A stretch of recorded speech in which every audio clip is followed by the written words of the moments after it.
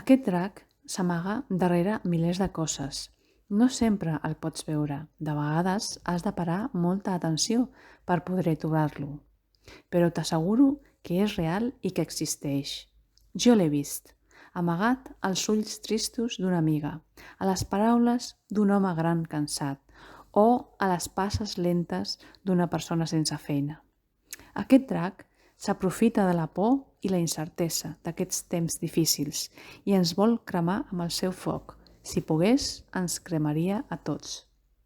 Per sort, hi ha molts Sant Jordis al nostre voltant i al nostre costat. El somriure d'una amiga, unes paraules amables d'algú que ens diu que tot anirà bé, una copa de vi, o dos, o tres. I al final, a poc, aquest drac es va esvaint i acaba per desaparèixer, almenys per una temporada. Nosaltres agafem aire amb una fragància suau de roses que ens endolça l'ànima i ens tranquil·litza el cor. I només podem fer un gran somriure de gratitud.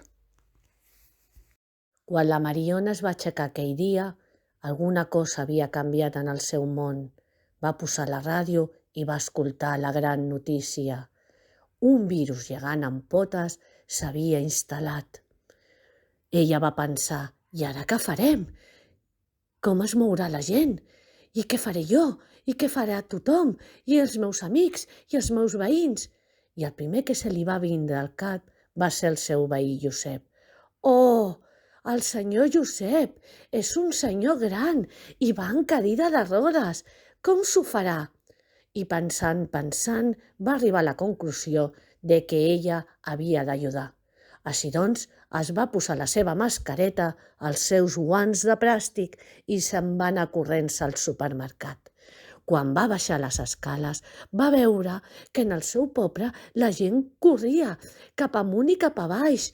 Estava tothom desesperat. Quan va arribar al supermercat, que per cert era l'únic del poble, va veure que la gent comprava coses estranyes. Paper de vàter, olis, farines, a quantitats molt grans. I ella va pensar, i per què ho fem així? Què voldrà fer la gent amb el paper de vàter? Bueno, jo també faré el mateix. Així doncs que va carregar la seva bossa de totes aquestes coses i se'n va anar a casa seva. Va pujar fins al pis del senyor Josep i va trucar. Ding dong! Senyor Josep, què és a casa? Sí, qui és? Soc la Mariona. Li he portat coses perquè sé que vostè no podrà sortir. Oh, Mariona, ets la meva heroïna! Moltíssimes gràcies. Ja em pensava que no sabia què faria. No es preocupi, senyor Josep. A partir d'ara seré jo la que li portarà les coses. Gràcies, filla. Ojalà tothom fos com tu. Així doncs, la Mariona pensant va dir, doncs, a partir d'ara ajudaré a tothom d'aquest poble que no pugui sortir. I, fet i fet, a partir d'aquell moment, la Mariona es va convertir en l'heroïna de tota la gent gran que no podia sortir al carrer. I colorín colorado, aquesta llegenda del gran virus verd amb potes ha acabat. En el més profund de la societat contemporània hi ha un monstre adormit. Aquest s'anomena heterocispatriarcat. Aquest s'alimenta de les pors i els temors de la societat.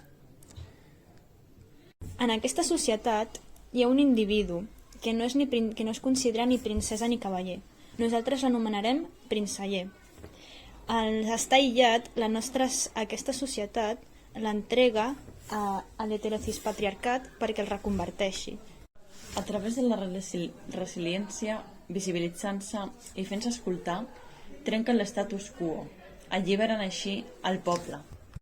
De l'esquerda també en l'estatus quo neix una nova generació més empoderada. I vet aquí un gat, i vet aquí un gos, aquest conte ja s'ha fos. I vet aquí un gos, i vet aquí un gat, aquest conte s'ha acabat.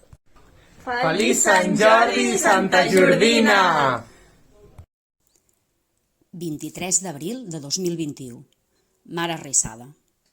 Aquest matí des de la proa n'hem vist un. Era enorme, de color blau.